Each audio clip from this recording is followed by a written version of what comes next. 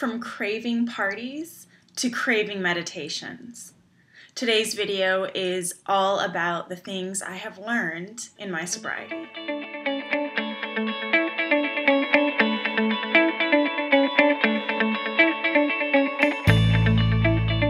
Hello, Self-Love Tribe.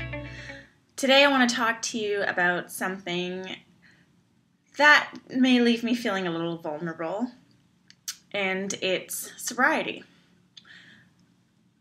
With my journey, when I first began in 2012, I started to knock out the obvious toxins that were really debilitating and preventing me from living my life. So I started with the drugs, and that was hard because it really began to shift my way of living.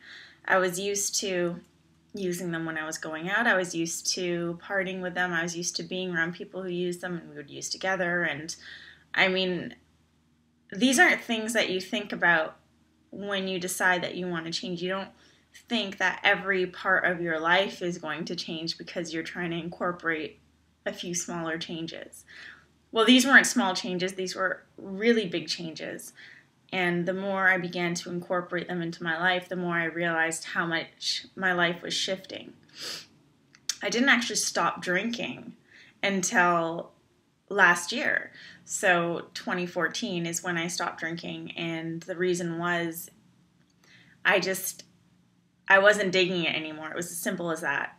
The drugs, it was easy for me to say no at that point in time because I was ready. I was really ready to say no and to stop hurting other people and hurting myself. Like, I was ready. But the drinking never stopped because I thought, well, perhaps drinking isn't really my problem. It's not my crux, but I'll just drink less. And that's what I did, and I drank less. And I didn't really drink to get drunk anymore.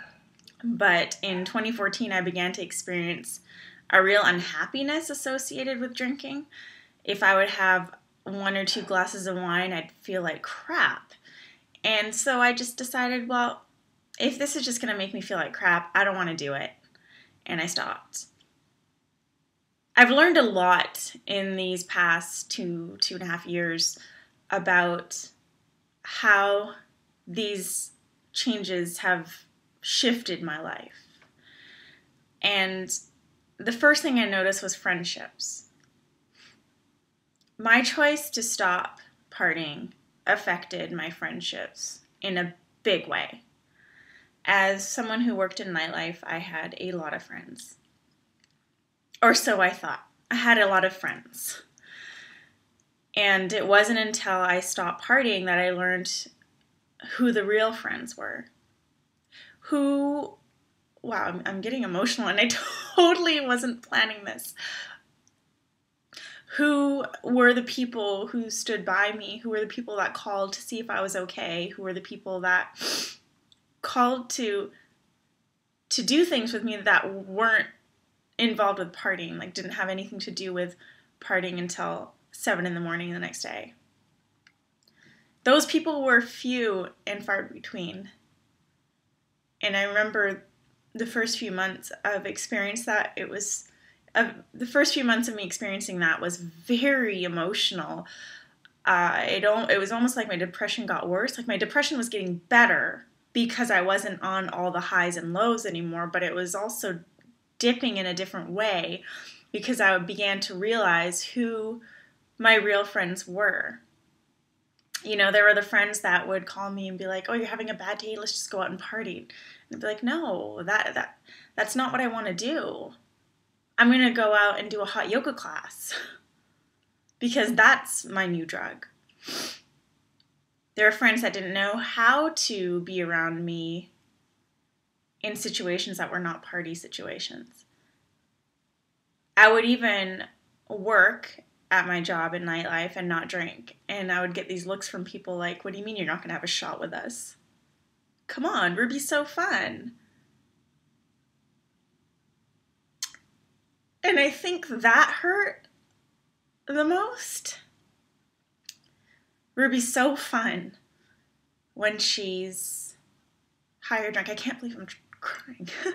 Ruby's so drunk when she's high and drunk. She's so fun. She's so fun to be around. Well, what about me just as me? And that's when I began to discover something else. I started drinking heavily and partying because it cracked me open. It cracked me out of my shell. As much as I've considered myself to be an outgoing person, I'm really not. I was that child who used to play by herself all the time. I was that kid in school who would eat lunch by herself. Growing up in high school, I had a very close-knit group of friends, and I didn't really try to expand out of it. I was just always comfortable with small groups of people, around people I really knew. I wasn't that person that would enter a room and be like, hey, here I am. That just wasn't me. But working in nightlife, that's who I became. I became that girl who danced on tables, that girl that would show up and everybody would know who she was. And I liked that because for the first time in my life, I was like, wow, like this is cool. Like I feel like this is a fun Ruby. And there it is again, fun Ruby. So what I discovered in my sobriety is that I'm actually an introvert. I prefer, when I need to re-energize, I prefer to re-energize by myself in alone time. And that's really one of the big questions you can ask yourself to figure out if you're an introvert or an extrovert. When you need to re-energize, when you need to recharge, do you prefer being around groups of people or do you prefer to be by yourself? For me, I prefer being by myself. I've discovered that I'm very awkward sober. Going out for dinners with people, especially people I don't know very well, I feel so awkward. It's almost like I'm teaching myself how to be social again, but without depending on substances. Interesting, right? So, friendships, I'm glad that lesson is now learned and the people I have in my life are my true friends and I've gotten rid of all the rest. The ones that would just call me to party, the ones that would just call me for guest lists, the ones that would just call me to hang out because they needed someone to party with. I'm glad I got rid of all those people in my life because now I have a really close-knit group of friends that I know are there for me unconditionally, just as I am for them. I've learned that I'm an introvert, and knowing that helps me through this process because now I'm basically just training myself, teaching myself how to be social in a way that feels good to me, as the authentic Ruby. And the last thing that I've learned in my sobriety is of course, my favorite topic in the world, self-love. When you look to something like alcohol or drugs or food or any type of habit that begins to take over your life, when you look to something like that and use it as a filler, it's because you have these holes in you. And those holes are caused by a lack of self-love. Your self-love reserve is empty or running really low. And so when you give yourself to other people or when you give to other people or give in any way, you're giving pieces of yourself. You're not giving from the overflow. You're giving either from your reserve, your self-love reserve, or from the emptiness that is inside you. So the love you're giving isn't authentic and you're literally giving away parts of you. That's why when relationships end or jobs fall apart or things just fall apart in your life, you feel really empty and broken. It's because you've given away pieces of yourself. Whereas when your self-love reserve is full and perhaps overflowing, you're giving from that overflow. You're giving from some extra love, which is great. And that's beautiful because you won't ever feel those holes, those gaping holes inside you. And so what I've learned in my sobriety is that I can fill my self-love reserve so much faster now because I'm not depleted. My energy isn't depleted. My mind isn't focused on other things. I'm just focused on myself, my healing, my well-being, and always focused on building the love within. It's such a beautiful feeling. Will I never drink again? I don't know. And I don't judge. Did I do the 12-step program? No. But I see the real benefits in it.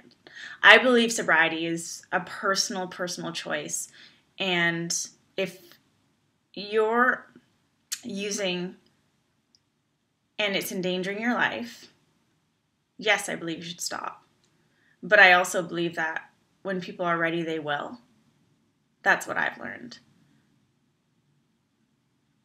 I know now that it's really important to have a circle of family and friends around you who love you and support you for who you are and not use you and abuse you, because they will help you on this journey of sobriety, and they will love you even when you're sober and not the fun Ruby.